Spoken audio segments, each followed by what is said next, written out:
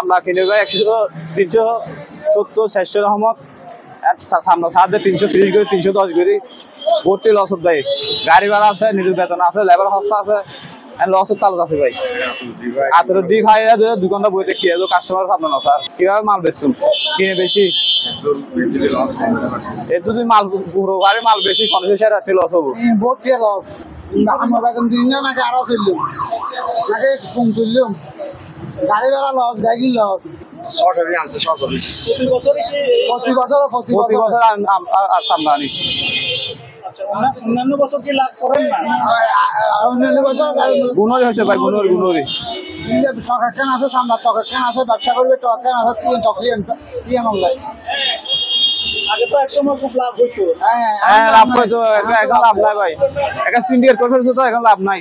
কিছু পাইছিলাম অল্প। ফেলে দিতে হবে, কি করবো? ফেলে দেওয়া তো উপায় নাই।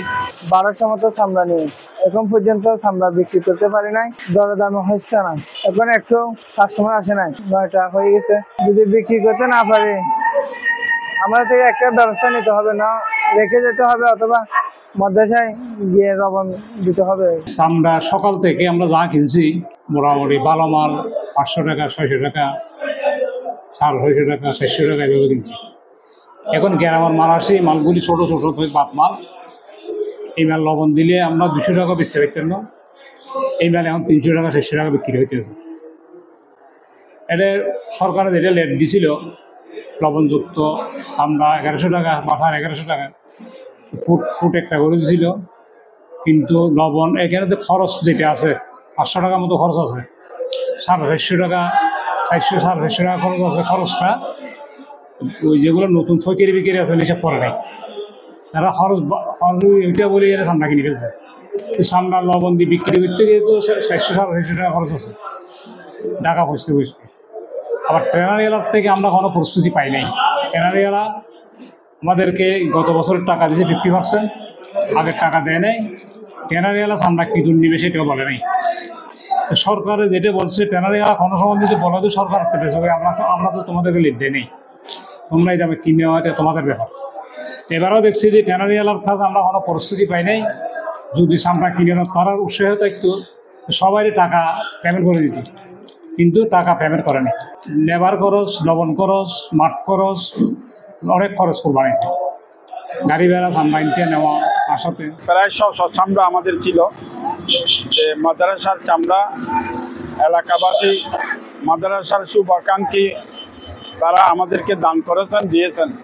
এগুলি এখানে বিক্রি করে মাদ্রাসার ফান্ডে টাকা আসবে, কিন্তু আমরা যতভাবে বিক্রি করতে পারি নাই, মূল্য পাই নাই। যে 1150 টাকা করে সরকারে অন্তর্বর্তী সরকার ঘোষণা করেছিল রেট পাওয়ার জন্য, এইভাবে রেট পাই নাই। এটা আমাদের দুঃখিত। আমরা রেট পাইছি 305 টাকা করে বিক্রি করেছি প্রায় 600 চামড়া। বিভিন্ন কারণে ব্যবসায়িকরা আসে নাই, কীভাবে আসে নাই, কেন দাম পায় নাই, এটা আমরা বুঝতে পারতেছি না। আর কাজসারে আসে মনে করতেছে থাকতে পারে, আন্তর্জাতিক কোনো কাজসারে থাকতেও পারে, কোনো বিনিয়োগ হচ্ছে না, বিদেশে চামড়া হচ্ছে না, চামড়া রপ্তানি হচ্ছে না, মনে হয় এটা হতে পারে। আমাদের আগে তো রেট ছিল।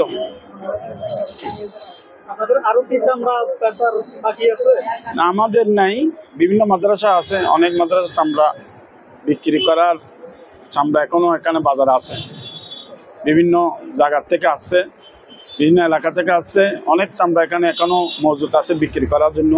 কেউ কেউ বিক্রি করছেন, কম দামে বিক্রি করছেন। যারা